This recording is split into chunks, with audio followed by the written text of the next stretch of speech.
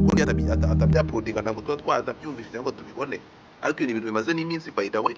Iki ni ikiganiro cyakozwe kera, ariko abantu bumvisha amagambo yavuye mu kanwa k'uyu mujene. Umuntu aravuga ati n'uyu mwaka nshobora kutawumara, nimwumva niyahuye ntimuzatungurwe. Umuntu akagenda agafata akaporodinga, abantu bakagenda bagakonsoma bakabyumva, bagashyiraho amalike, bagashyiraho amakomenti, bakishima.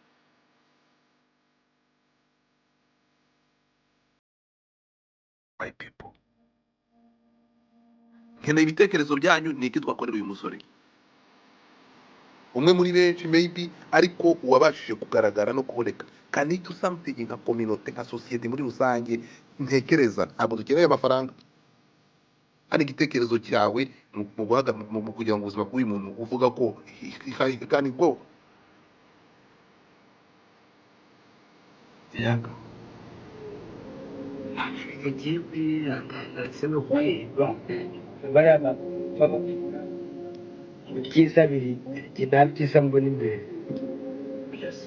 YAKA Ufite ibibazo byinshi uko undeba gutya, bizagutangaza no kuva ngiye ngo mbanditse cyangwa se yagiye muri Nyabarongo.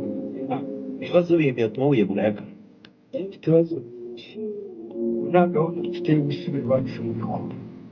Bisi nambariye, dufite abavandimwe benshi barishwe n'irantambara, nanjye ubwanjye baranambaje. Iyo nibutse rero abantu nasize ku kibuga cy'amaraso, nakuriye mu pfubyi, ngize ngana nta mwanya nigeze mbona wo kwishima, nta byishimo kujya USA byarapfa. Mwese wamwe kinegereje kuri iyi sura akindi babandi bamwendo yakamwe n'ikirere ngo ibyiza biri nta kintu uretse urupfu gusa. Ese imbere urahazi? Ntabwo nzi, ariko ngiye gusaba nta kintu kizima ntegereje. Ese ibyo nabonye muri myaka 38 nibyo nzabona mu nsigaye mbona n'umwaka ntazawurangiza. YAKA ko wihebye Serious byonyine akaguru kanjye ku bwawe naje gukurikirana nsanga iki gihe cyose uyu mujene amaze ni n'ikibuga cy'akaguru ngo barakarashe. Iyi industry cyangwa izi YouTube amazemo igihe kingana gutya, bro, ntabwo zishobora kumuvuza akaguru. Can we do something kumukuramo aya magambo basi? Siburuka harabagaho abantu baganiriza abandi, bagahumuriza abandi.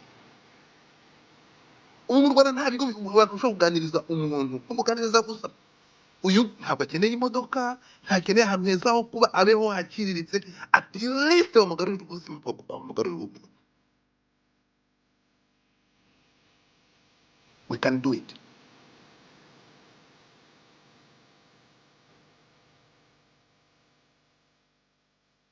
Ntabwo ari we wenyine, ntabwo ari we wenyine, ariko umuntu wagezeho avuga okay, njyewe ndi gukoresha amarangamutima bitewe n'ahantu ntuye. Ndabaha urugero, uyu mwana Blaise, uyu nguyu wo muri Ntuzaro, umunyarwanda utuye muri Edmonton. Ejo bundi yagiye kuri live, mwabonye ukuntu biba bimeze, muze kwihanganira amarangamutima yanjye. Mwabonye ukuntu mwabonye ko umuntu umwe muri hano kuri live yaragiye arahamagara, kuri telefone, polisi yahise yiruka. None umuntu aragaragaza akavuga ati nta gisi yose ko nshobora kwimanika. Umuntu bakagera bakaporodinga ibiganiro bagacuruza tu n'inkuru ye umunsi aziyahura nk'uko ari kubivuga, nawe muzacuruza. It's gonna be a breaking news. Mucuruza umuntu bwagiye he? Amafaranga muvana muri ibyo bintu mwaporodinze, uretse kumugurira inzoga kugira ngo aruke kongera kuba ibiri mwaporodinga, that's it.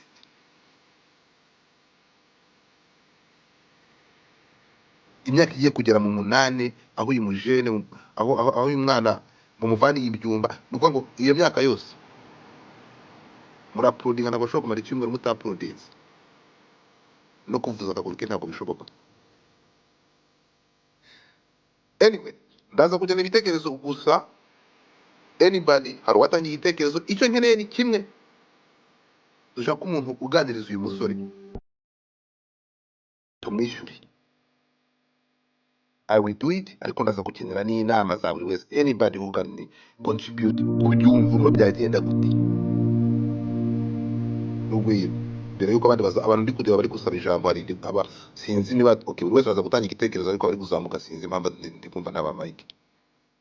urumva Godfather buriya hari igihe kimwe wenda umuntu aba yaranabaye addicted ku bintu bimwe n'ibindi harimo uko nyine yiheba sometimes kuva muri ubwo bwihebe bikanganga akaba addicted ku nzoga ari nabyo bihora bimutura mu mutego wo kugira wo kwisanga ari mu maboko ataraye kenshi kuko ntabwo ari ubwa mbere ndetse yaranakatiye n'umwaka usubitse sinzi niba waba ubizi ubushize nabwo wari wamufunze yarasanga akatiye umwaka usubitse bitewe nyine no kwiheba runaka binabira yahoraga avuga ariko icyo njyewe ntekereza kandi nemera ari nacyo wahereye uvuga kandi ndagishyigikira cyane uko umuntu aganirizwa mbere y'ibindi bintu ibyo ari byo byose akagira umuntu umukurikirana akagira umuntu umwitaho cyane ko aba ari kuko uko byashoboka ariko kose nk'uko wari ubivuze hari abandi benshi ariko iyo umuntu ari public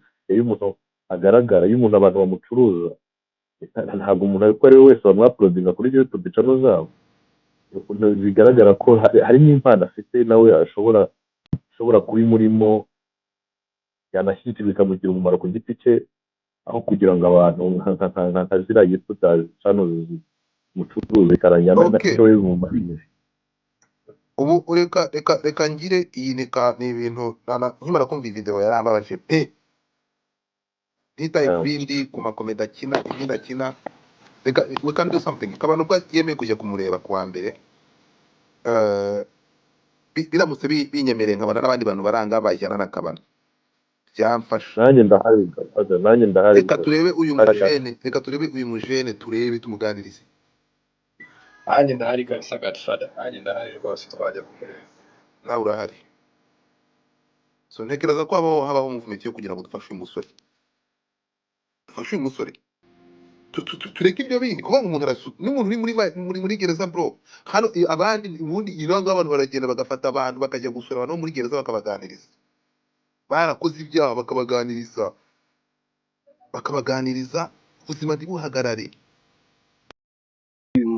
yicara muri iyo nzu ese iriya nzu kirose yayishyuraga angahe yayishyuraga 40 yayishyuraga 40 nyirinzu niwe wavuganye na Kiroso cyangwa niwe mwavuganye ntabwo njye nize mvugana nawe nuko gusa Kiroso nari nzi ko yishyura 40 tubibanamo na murumuna we na murumuna wa Kiroso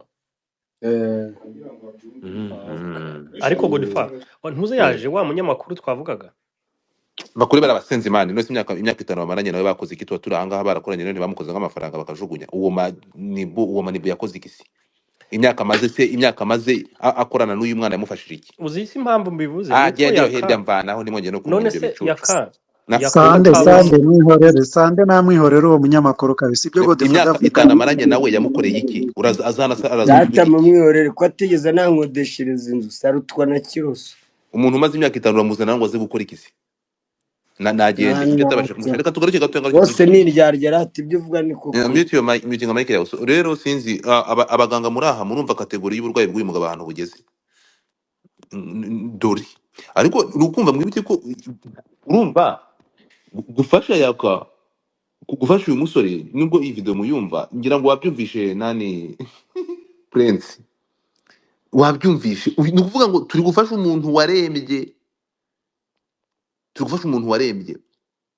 niba umuntu aravuga ko we ntabwo nuvuga ngo gusa ndabivuga gute so rero ndumva sinzi Prince nk'umuganga muze kumfasha icyo niyo mpamvu nababwiye ngo kuri iyi platform ikintu nkeneye uyu munsi ntabwo hakenewe contribution y'amafaranga dukeneye uburyo uyu muntu afite igaruriro yaba umuntu agakira Prince umaze kumva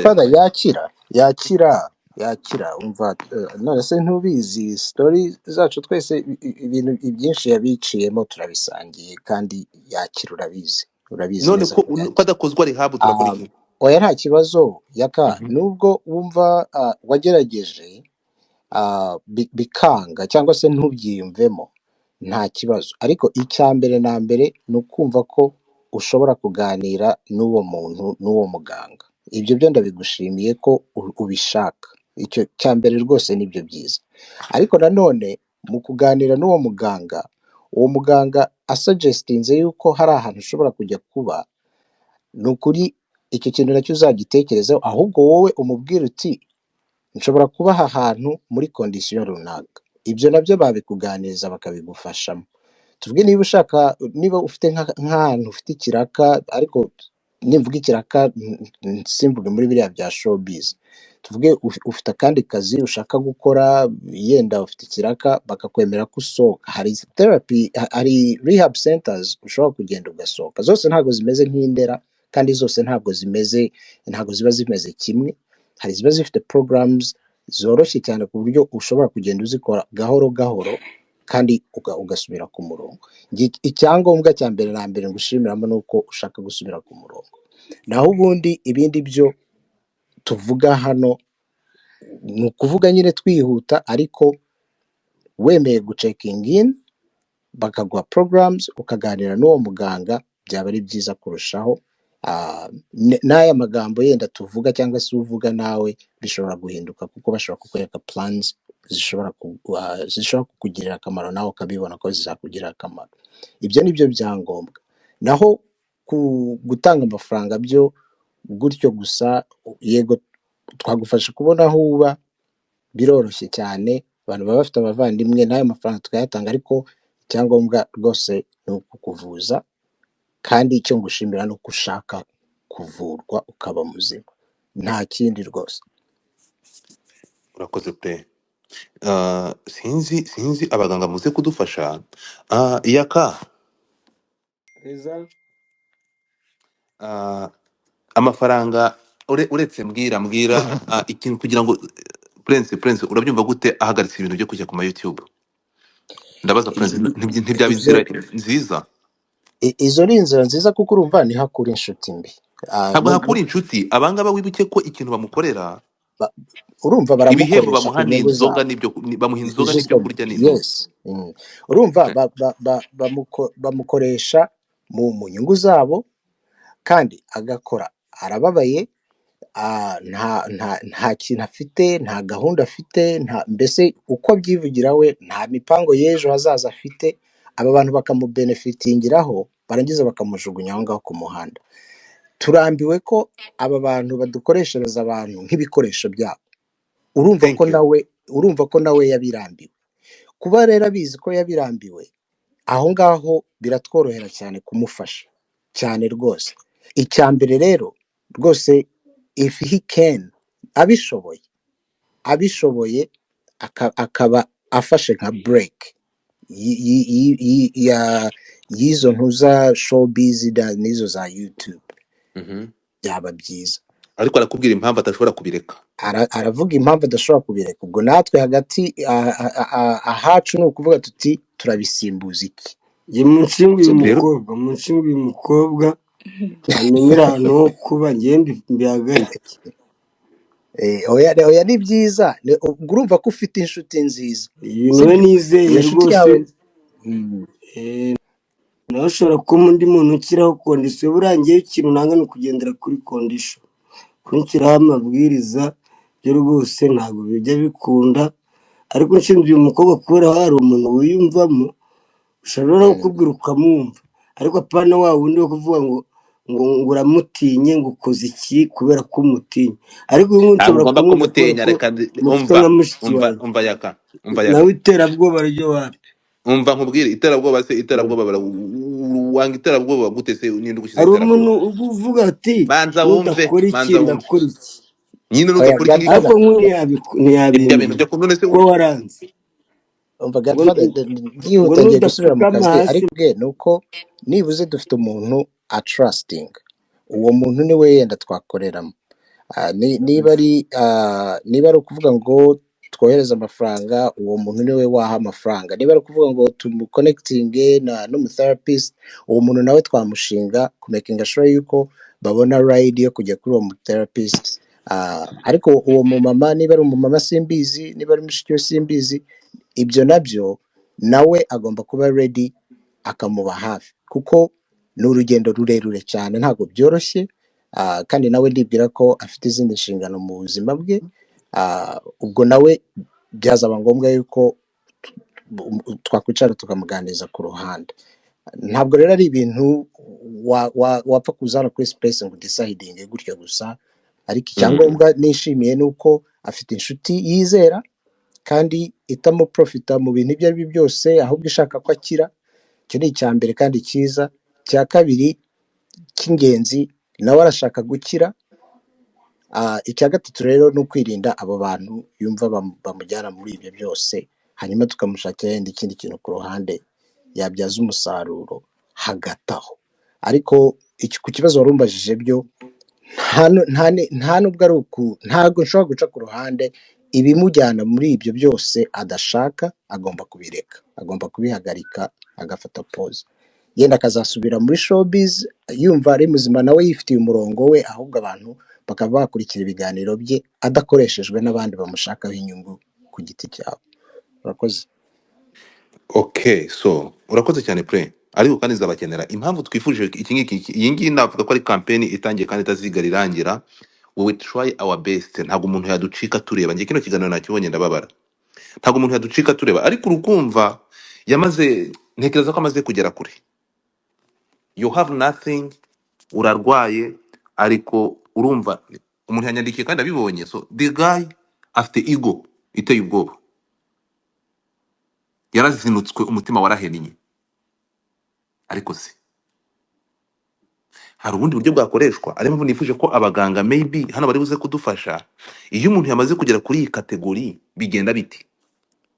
Niba hakiri igaruriro, mfite abantu hano, mfite ama message menshi abantu batangiye kunyandikira. Hari message nk'iyi ngiyi, Prince check that message. Reba iyo message nkoherereje. Noneho ahanga biraza kuduha idea. Abantu batangiye gutanga, abantu batangiye biteguye gutanga amafaranga. Kuva uyu munsi kugera muri December, umuntu aravuga ati checking WhatsApp yawe.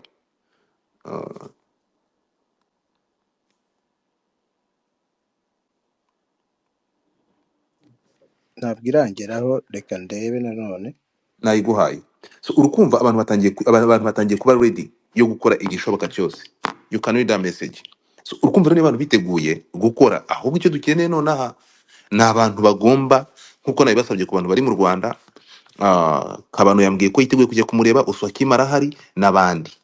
Mureke kuko reka nkubwire, ni niyo wamufungira muri kontinere uyu nguyu akamara iminsi 2 kuri level agezeho, niyo wamufungira muri kontinere. Wow, uyu mubyeyi Imana umuhe umugisha kabisa, kuko ibi nibyo ndi kukubwira. Abantu barahari bari willing yo kumuherekeza kugeza igihe akiriye. Nk'uyu mubyeyi rwose avuze ati ge natanga. Basomere message. Reka mbasomere, ubwo nanjye kugusaba uruhushya rwo kuyisoma. Yisome. Hey Godfather, nanjye umwanzuro muri bufate mwambwira. Ndahari mu gutanga contribution yanjye, nayitanga nk'amayero 100 in the middle of this month, ni ukuvuga hagati muri uku kwezi, nkongera nkagira icyo ntanga na December. Ndahari pe, tubonye ko hari icyahinduka ngakomeza each month nkagira icyo namugenera. Wow. Thank you and God bless you. Urumva yahise atanga na nimero ye, nuko nanze kuyisharinga, ariko yampaye na nimero ye. Yego, urumva hari abantu twese turahari, twamuherekeza pe, twamuherekeza, ariko ubwo urumva ko hagomba kuba commitment. Naho abantu kuko wabivuze neza, wavuga uti ntidukeneye amafaranga, dukeneye abantu urumva ko bahari. Abantu iyo bahari n'ayo mafaranga yaboneka. Mu bantu bahari n'abaganga barahari, ariko ni ukuvuga ngo hagomba kugeraho noneho nyir'ubwite aca bugufi akareka abo bantu bakamufasha. Si ngombwa yuko adutrustinga twese, kuko abenshi baramuhemukiye, birumvikana ntago byoroshye, ariko muri bake bahari bashaka kumuherekeza, yakwe nawe agaca bugufi, tugakomezanya urugendo kugeza igihe yumviye nawe abaye umuntu muzima, nawe akifatira imigambi ye. Nta uzamwishyuza, ntabwo nzaza ngo mubwire nti amadolari 1000 naguhaye uzayanyishyure. So urakoze cyane.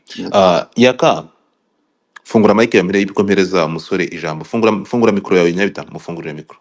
perezida Ntabwo nshaka aya masaha uramutse ubonye aho ucumbika cyangwa ubonye ubuzima ibyo ukenera ari amafaranga uhabwa ku ma YouTube, uyabonye inzira yose yatuma udasubira kuri YouTube channel wayemera ukamanza ukitabwaho. mwayemera kabisa.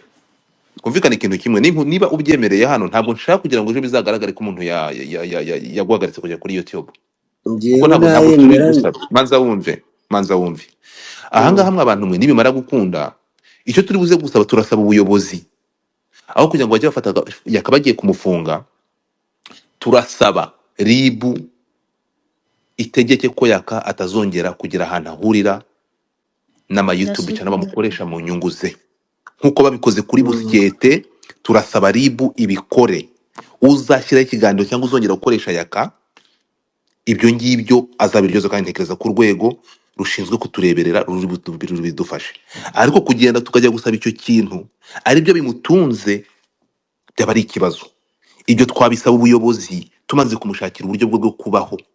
Noneho ngiye kubahereza urugero nk'abantu baba bari addicted mu bintu by'urusimbi, ya Prince ngira ngo urabizi, baba baninga kuva ku gihe cy'umwaka, imyaka 2 cyangwa burundu, wakagenda akabyisabira bakamubaninga, ntazongere kwinjira muri casino. Abantu baba addicted muri casino, bajya muri casino, aragenda muri casino, hari option yuko ugenda bakakubaninga kuva ku mezi 6, umwaka, ugafata break.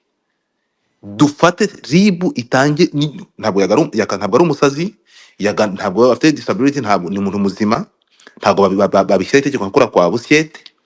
So icyo dukora, turaza kusaba nituba tumaze kumubonera iyo basic y'uburyo ashobora kubaho, dusabe ubuyobozi bamuha imyaka 2, bamuha umwaka, aba ari ukumwitaho kugira ngo ubuzima bwe bugaruke, abe nta muntu wemerewe kumutunga kamera.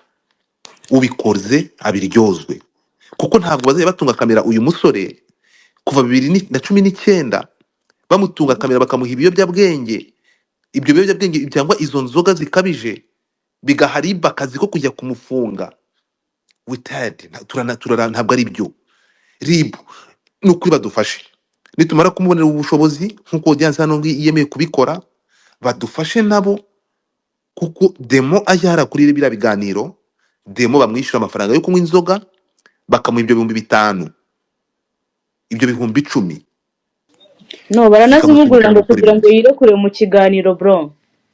Ibyo bigize icyaha. None se ribu niba nidufashe, ribu nidufashe, umuntu ari kuducika. Mugiye murebe iyi video nahejura amagambo yivugiyemo, yaratabaje ku bantu bazi ibintu bya mento. YAKA yaratabaje, gutabaza n'impuruza yasabye babikoresheje kubicuruza.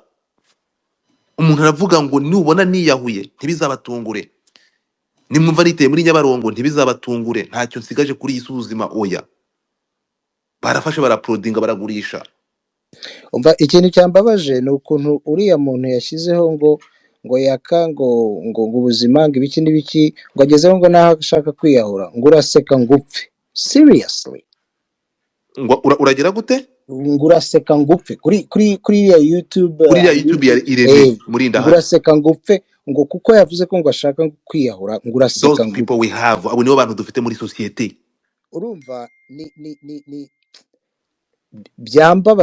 byambabaje kugeraho wumva ko harimo komedi. Umuntu nawe ubwawe niba koko yagusetsaga akagususurutsa ari wo mwuga we, noneho aratakambye, aravuze ati ubuzima bwanze, wowe noneho urabihinduye ubigurishije nka ya komedi, ngo uraseka ngo upfe. Kwiyahura cyangwa umuntu arashaka, umva byandenze. Gusa byanyeretse ko nta na manager, niba namufite nawe amufiringe, mumushakire undi mu manager, kuko Uravuga nde? yaga niba barakuruye bazana mu mujyi wa Kigali. Ndakubwiye bo nakubwiye ngo breaking news, inkuru bategereje ya YAKA yanyu bazamukoraho niyo kumubika yamaze gupfa. Niyo breaking news bazakora kuri YAKA, kuri uyu mujene, nicyo bategereje. Bivuze ko no muri izi showbiz agendamo nta management nzima agira. No, ntayo yigeze. So anagarutse ako kantu ka break ni keza, anagarutse ashobora kuvuga ati jye nsubiye muri showbiz nzajya yego nkora stand up comedy cyangwa se nzajya nkina amafilme, ariko noneho byanamuha n'uwo mwanzuro wo kuvuga ngo reka nshake umumanager mwiza ujya unanjerera n'aba bantu. Ni ukuvuga ngo ushatse interview ace kuri manager wanjye, uwo mumanager mwasesinge, sibyo? uzi ikintu cyambabaje se buriya nuko nagendeye kuraka nabonye umwana w'umukobwa yamufashe aragenda amuzana mu kiganiro amugurira ibyo kurya ngo amuhe umurete wa special. Yeah, that was Godfather, the page. ngewe mfite igitekerezo. So urabona yaka ngiye uko mbitekereza ntabwo ari addicted n'ibiyobyabwenge, ahubwo yaka afite trauma. Ngira ngo wenda murabona nk'abantu babaye muri jenoside yakorewe abatutsi, hari abana nyuma abana benshi bari bafite ikibazo cya trauma. So rero hari abantu mu Rwanda babashije gufasha aba bana barokotse jenoside, babitaho kandi bose nta nubwo bigeze bajya muri iyo rehab. Abenshi bari bafite ibibazo by'ingutu, gutekereza ubuzima babayemo, iyo mirambo banyuzemo, uko ababyeyi babo bishwe babareba. Abenshi buno ni abagabo bariyubatse bafite ubuzima bukomeye. So rero urumva na yaka ku giti cyanjye ndebye iriya video as content yavugiyemo ngiye niho byahise binjyana.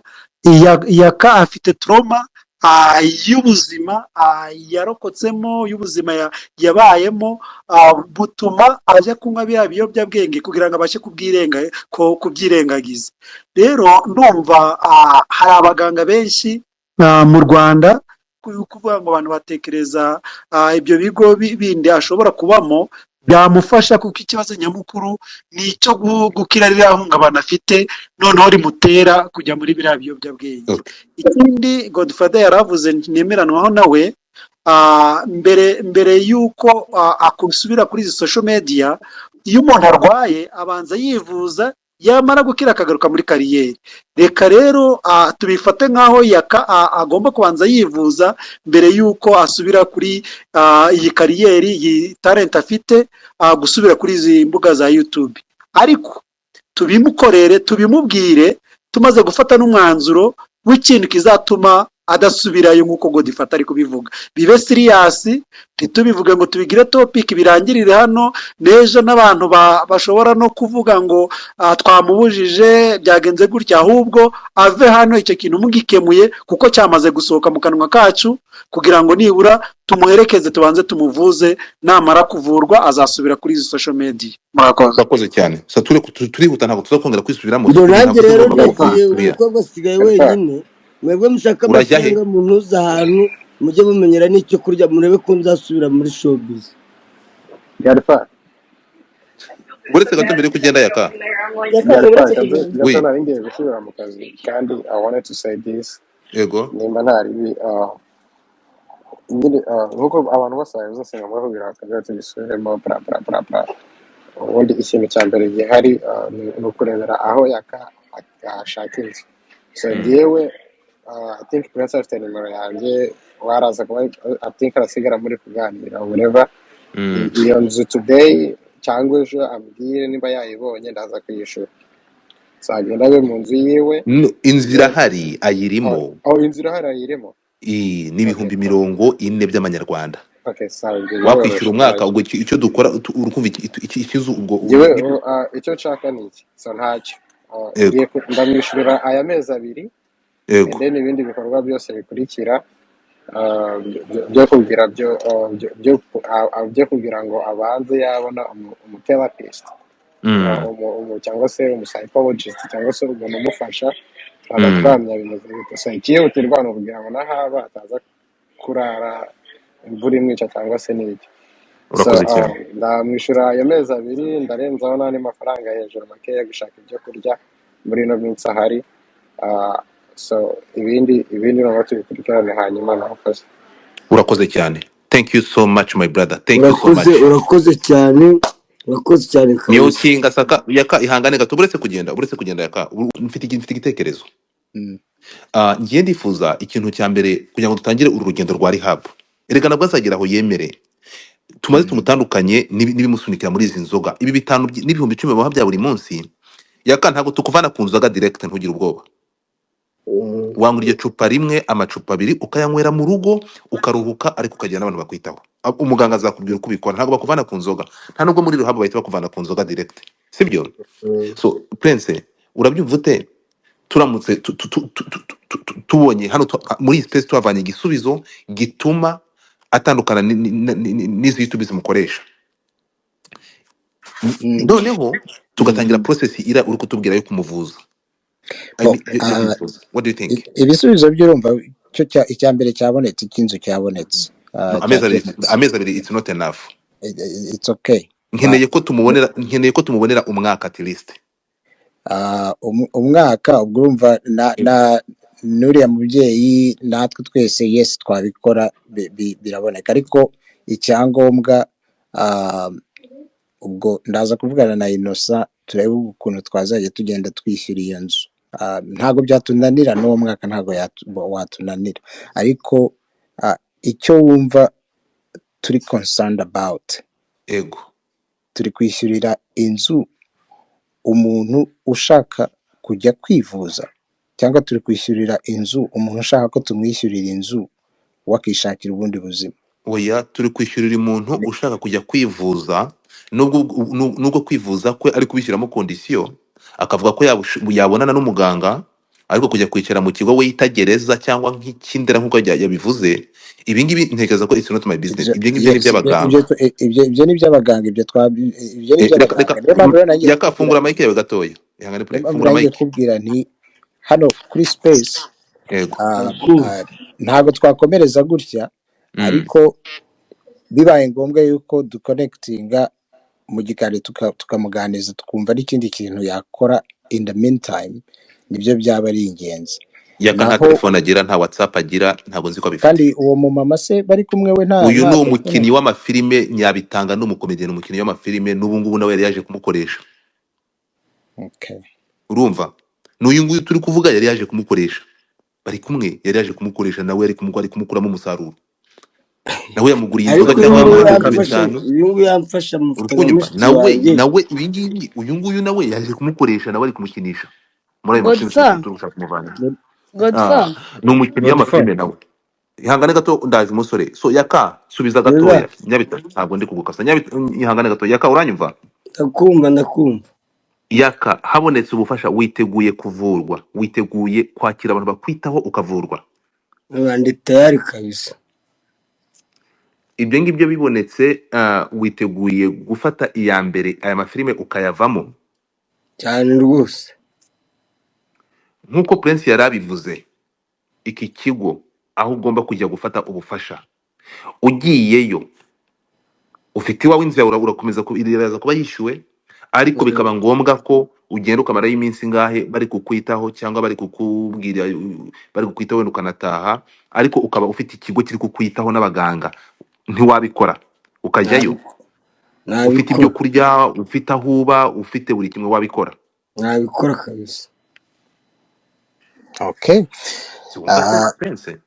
twagiye rero reka tuvugane rero na gatfata kunyumva ndi kukumva brother okay reka tuvugane na mama Chantal adushakira ikigo cyiza na yaka nawe afite decision making afite uburyo yakibonamo akavuga ati yenda iki ndagishimye cyangwa iki singishimye hanyuma ubwo no kuvuga ngo mama Chantal nawe twagendanira hamwe n'abandi babyeyi bemeye kumuherekeza muri urwo rugendo rwa recovery hanyuma tukabitunganya urumva ko deja ikibazo cy'inzu cyaho kuba cyakemutse ikibazo cyari gisigaye nuko we yakwemera yuko aho twamujyana programs bamusaba yazikora ubwo urumva ko abyemeye niba byemeye rero ndumva nta kindi igisigaye cya gatatu yenda ni iyo bill ya hospital cyangwa se ya rehab cyangwa se ya therapy ubwo iyo nayo niyo tuzagarukaho tukavuga tuti umuvandimwe wacu mwaramuherekeje mwamwishyuriye inzu yatangiye rehab ariko bill ni iyi now let's do a GoFundMe tubyishyure byose thank you